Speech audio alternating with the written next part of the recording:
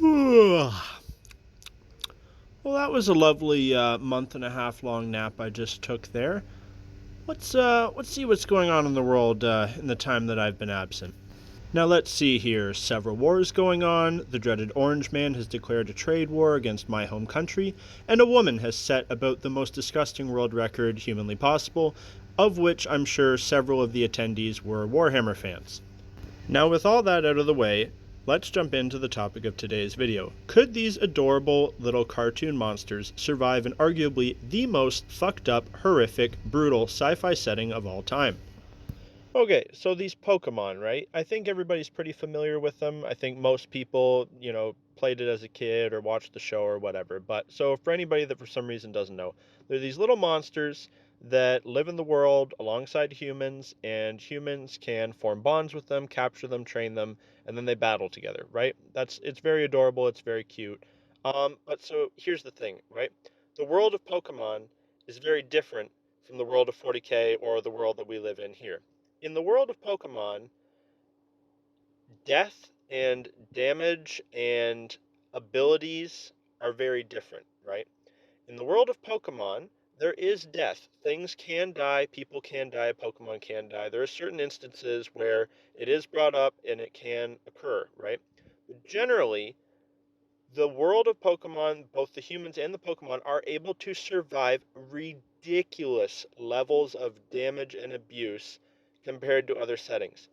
You will routinely see not only humans, or not only Pokemon, but humans launched into orbit, sent flying through walls, surviving direct face first explosions that are blowing up mountains and rock, sending people flying into the atmosphere, people falling from great heights, people getting Pokemon and people getting lit on fire, getting electrocuted, getting hit with mini black holes, you name it, it happens. So, generally, when this occurs, the Pokemon, rather than die, enter a what we can, assume maybe it's like a resting state to recover, and it's called fainting in the game. They faint and then they go to the Pokemon Center. But Pokemon can die. Like, there was a Charmander who, if they get too wet and the fire on their tail goes out, they'll die. But yet you can see that same Charmander in the heat of battle get blasted with a fucking tsunami of water and live. So generally in the world of Pokemon, every one of these things is damn near indestructible. And they are also containing an insane amount of power. The abilities and moves and powers that they can learn is dependent on the trainer and their environment, but most Pokemon can unlock extremely crazy abilities if they were translated to real life, right? Even just picture like a quick attack, right? They're moving so fast that they're a blur. They're hard to see. They're leaving after images. Um, Things like flamethrower from any fire Pokemon and even some non-fire Pokemon are it's basically it's a handheld flamethrower, but you got to imagine every Pokemon is damn near indestructible, right? That little portable flamethrower, that little living flamethrower, can survive a direct face-first explosion, big enough to blow up a building, and basically either walk it off or maybe they're fainted at worst, and then you just give them a little rest up, and then they're good to go. Anyone that is psychic, they're capable of picking up uh, human-sized objects, even bigger sized objects. You've got Pokemon that can make little black holes, little spheres of darkness that can create huge explosions. You got freaking hyper beams that are leveling, trees and buildings and the tops of mountains, like explosions so big that they fill an entire arena. That's not even getting into what it says in the actual Pokedex entries. There's insane stuff about them being strong enough to punch through solid steel, to stop a train with their hands. What, like the force it would take to stop a train going at full speed is insane.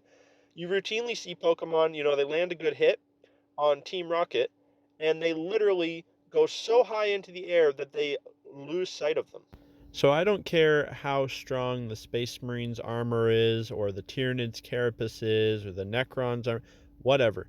If they have the strength to launch a group of people or a person or another Pokemon, let's say, 200-300 pounds worth of people into the fucking stratosphere, that's more than enough to pancake an Ultramarine or a, a Tau Fire Warrior or whatever into mush.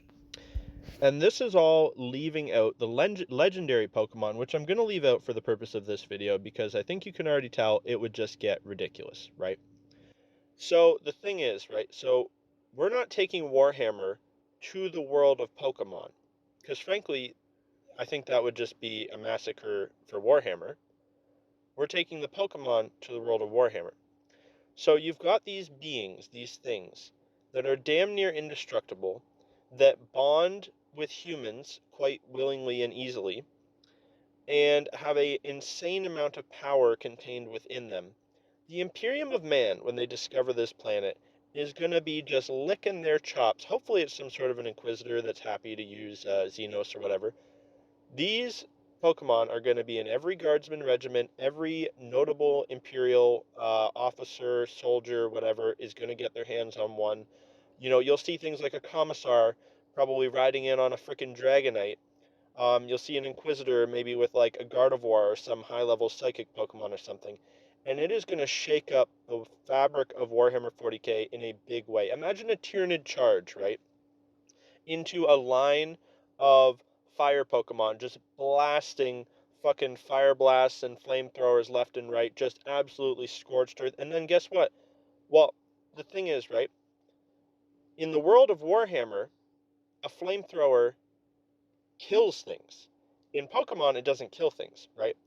But we're taking Pokemon into the world of Warhammer. So now you've got these like basically indestructible little beings into a world where everything is very destructible. So they're at a huge advantage because they are bringing their durability into a world where things are actually much less durable. Humans in Warhammer can't get punched into orbit and live. If they do, they will die. So imagine Machamps and Machokes and Hariyamas fighting it out in the Underhive against a Gene Stealer infestation. Every punch is just splattering enemies left and right. You want to talk about fighting against the forces of chaos? Roll out the psychic Pokemon. They just start throwing fucking buildings and boulders at them. It's crazy. But here's where it gets interesting. Pokemon take on the attributes and qualities of their trainer. They will change depending on who they bond with. And they can bond with any human. It doesn't need to be, it's not, oh, this has to be a good person. Bad people can get Pokemon, as seen in the shows. You can have corrupted Pokemon, shadow Pokemon, Pokemon owned by criminals and bad people. So really quickly it will become an arms race in Warhammer 40k when this planet of Pokemon is discovered, where maybe the Imperium gets their hands on it first, Chaos and everybody else gets their shit kicked in a bit, and then you start seeing corrupted, evil Pokemon being taken by Chaos Space Marines, by the Dark Mechanicus. Imagine the carnage of Warhammer 40k. Imagine the Dark Mechanicus gets their hands on something like, oh, I don't know, a Gyarados, a Dragonite, a Garchomp, something really powerful, something that can use crazy moves like Fire Blast, Overheat, Dragon Rage. It's just like it can fly. It can tank almost anything it can throw at it. You want to talk about a Titan? You want to talk about an Imperial Knight? Well, I can show you a clip right here. Look at this. This is an Onyx fucking punting a a Tyranitar like what fucking 500 feet or more into a lake like it's nothing. That is a low level weak Pokemon. Tyranitar weighs I don't know, I'm guessing at least 1,000 pounds. You think a Space Marine is surviving that? You thinking if you got a couple Onyx fucking clubbing the legs out from underneath the Knight? And then don't forget, they're gonna take those explosive rounds, they're going to take those energy weapons just like they would in the anime. You can see a freaking Pikachu survive an exploding helicopter in his face with a smile.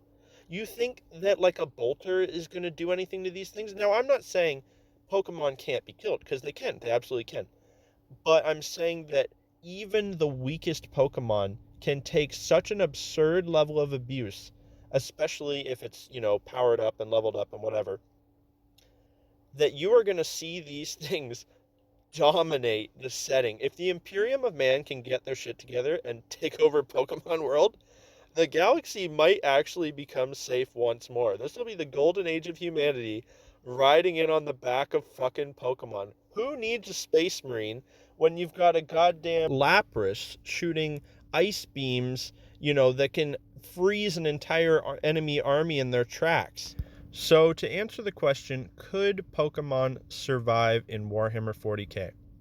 I think a better question is, could Warhammer 40k survive the fucking Pokemon? So, I'd like to paint my little scenario here, right? The Imperium and an exploratory fleet led by an Inquisitor and a small Mechanicum detachment, they discover a previously unknown world. For whatever reason, it's just Pokemon world. There's no humans on that world. They find all these strange and powerful Xenos on it. Maybe they try to fight some at first and then they realize it's way better to befriend these things, and that they are actually really eager to work with humans, and they see and they learn just how powerful these things are. Word gets out, they realize what they've discovered here, and then little by little, more and more of these Pokemon find their way into the ranks of the Imperium of Man. I think that they would heavily defend the world from orbit, but it would probably be in their best interest to leave it more or less as is, maybe set up some, kind of like farms or breeding programs or whatever for certain things and certain Pokemons that they might want.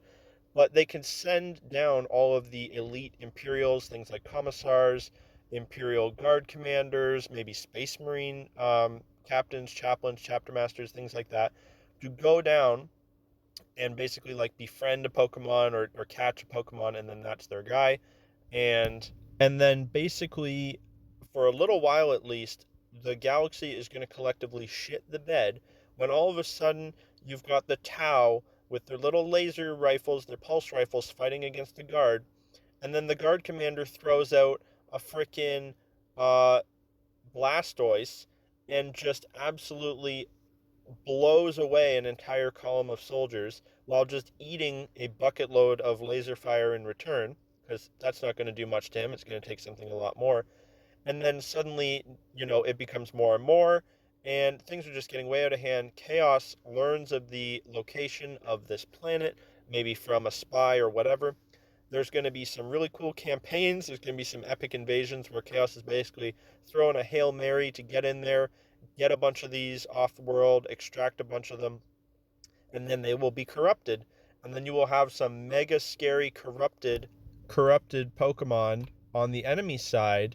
And basically the setting will like kind of go back to the way it was, where the Imperium has the infrastructure and they have more of these Pokemon and things, but then the ones that Chaos do have, they're like extra powerful and evil.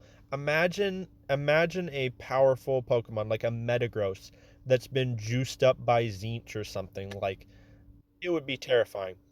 But if the Imperium can manage to hold on to that world, I really do think they could purge most of the galaxy of their problems by properly utilizing these things. I think they are such an incredibly powerful weapon. Each one is probably the equivalent of a large Titan, at least, like in terms of how much damage they could do on a battlefield and how hard they would be to kill because they're such a small target compared to a Titan or something like that. So, with all that said and done, and I mean, that was just kind of a little like a free ball video. I'd like to start doing more of these. This could maybe be a little bit of a series to see like what can survive in Warhammer 40k. I'm going to give the Pokemon easily a 10 out of 10. I think there's no shot that they don't at least hold their own, if not dominate the setting of Warhammer 40k. I think they will do just fine. I don't think there's much in the setting that will directly threaten their ability to thrive, other than perhaps if the planet got exterminatus right off the bat. But I think the Imperials would be smart enough to probably seed some other worlds with Pokemon, and keep the whole thing going and very well protected. So yeah, that is my thoughts on that. How Pokemon would do in the setting of Warhammer 40k. Very well. More videos very soon. Thanks for watching. Don't forget to check out the channel sponsor, Lord of Skulls, for all your cool Chaos bits. He's got a fantastic new lot of Emperor's Children stuff. And yeah, I'll see you in the next one.